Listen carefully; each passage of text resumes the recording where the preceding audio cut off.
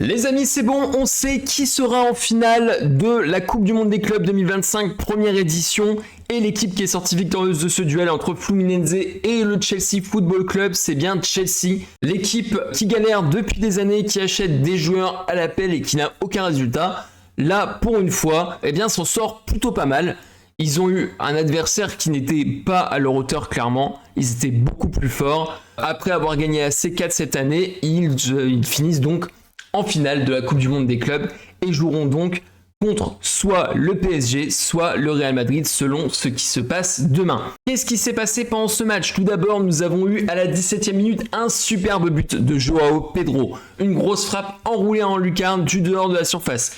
Qu'est-ce qui s'est passé? Joao Pedro récupère le ballon au milieu de terrain, lance Neto dans la profondeur, Neto qui fait des petits crochets, qui centre, le ballon est repoussé, revient sur Joao Pedro contrôle la balle et fait une superbe frappe enroulée qui va finir en lucarne dans le but de Fabio. Et Joao Pedro qui ne va pas célébrer. Pourquoi? Eh bien parce que il a été formé à Fluminense. C'est un Brésilien qui a été formé à Fluminense, qui est parti en Angleterre et qui a été acheté après une saison, je crois, par Chelsea pour renforcer ses rangs. Et quelle recrue! On va le voir au cours de ce match.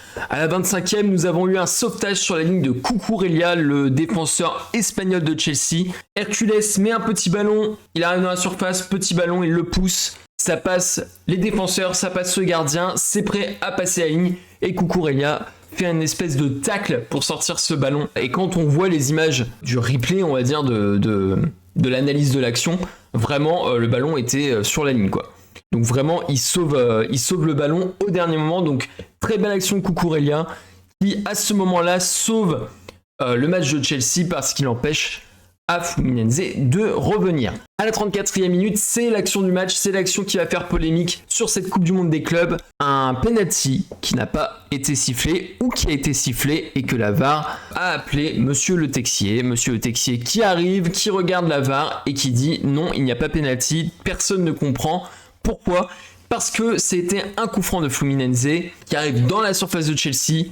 Chalobah est sur la trajectoire et son bras est décollé et son bras touche la balle. Donc normalement il y a penalty, ça ralentit la balle. Il y a des joueurs de Fluminense partout autour qui pourraient reprendre le ballon.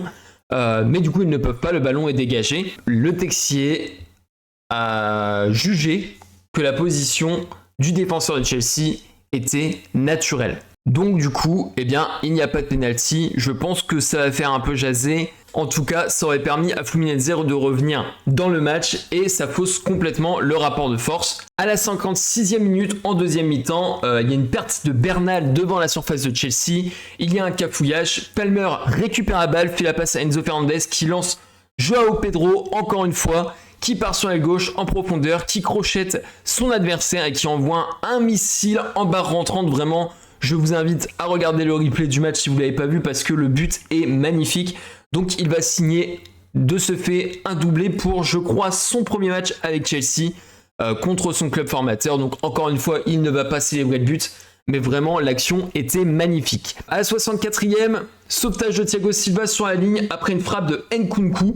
C'est un peu comme l'action que Cucurella sauve. Ça passe tout le monde et Thiago Silva, en dernier rempart, va dévier le ballon et donc va garder Fluminense en vie. Et à la 80e, Jackson qui est rentré, part en profondeur, prend l'avantage sur la défense de Fluminense.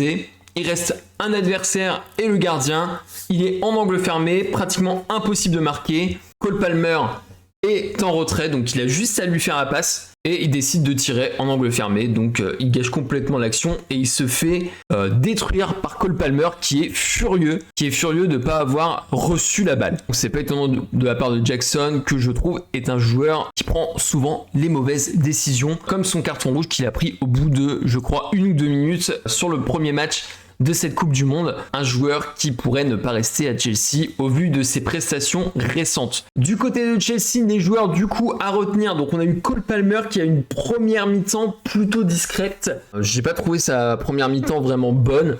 Il était là, mais il était trop discret. Voilà, trop discret par rapport à la deuxième mi-temps où là il était beaucoup plus actif.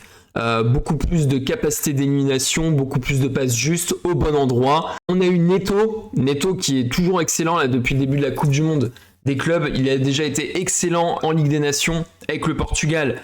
Là, il est clinique, il est tueur. Donc il fait des crochets, il travaille, il déstabilise les adversaires, il fait des bons centres. Il est dans le bon tempo, quand il sent qu'il faut pas y aller, il y va pas, il fait la petite passe en retrait, il part en profondeur. Enfin franchement, un joueur qui est super agréable à regarder. Et je pense qu'il a un gros impact sur Chelsea dans cette Coupe du Monde des clubs et ils en seraient sûrement pas là s'ils n'avaient pas ce joueur. Caicedo, match un petit peu en dedans, mais malgré tout, il a fait un méga pressing sur les attaquants. Il a fait des petites erreurs défensives, mais malgré tout, on peut noter quand même son pressing de chien.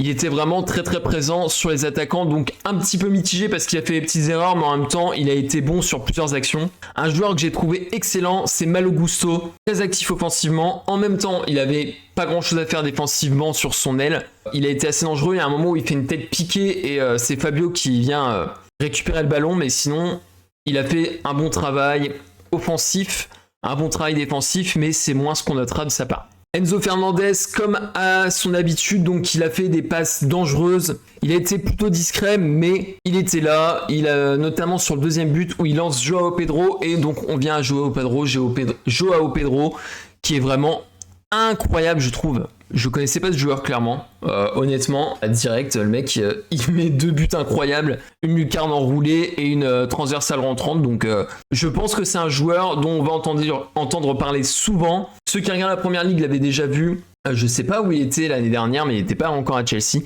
Donc là, cette année, Chelsea, ça peut faire très très mal avec lui. Madueke a fait une bonne entrée. Lui qui devrait partir, donc il est annoncé, je crois, à Arsenal, si je dis pas de bêtises. Nkunku, un peu trop discret, a fait quelques petites erreurs, mais il a su se montrer dangereux à certains moments. Et Jackson, j'ai noté, actif, mais de très mauvais choix. Un peu comme à son habitude. C'est un bon attaquant, mais on a l'impression que parfois, niveau QI foot, il est un petit peu limité. C'est pas pour être méchant, mais il fait souvent des mauvais choix. Et ben encore aujourd'hui il a fait des mauvais choix. Au niveau des joueurs de Fluminense, Thiago Silva qui a fait 2 sauvetages, parce qu'il y a le sauvetage sur la ligne mais il y a aussi un sauvetage sur un centre où il retient le ballon à Madueke, donc de la tête. Donc là il sauve l'équipe parce que je pense que l'action était vraiment dangereuse pour Fluminense, mais il n'y a pas grand chose à retenir de Fluminense. Peut-être un petit peu Arias quand même et Hercules qui se sont battus, qui ont essayé de faire des choses, mais qui ont été beaucoup trop inoffensifs. Et il fallait noter aussi que avec ce bloc très compact qu'ils ont fait devant leur surface pendant tout le match, eh bien malgré tout, avant ce match-là, ils avaient encaissé que 3 buts. Donc c'est quand même une équipe qui défensivement est plutôt bonne, mais je pense que Chelsea était juste trop fort pour cette équipe de Fluminense. On a vu pendant tout le match Chelsea qui étirait le bloc, qui faisait beaucoup de passes latérales, beaucoup de centres. Ils ont eu du mal à rentrer de manière frontale dans la défense de Fluminense.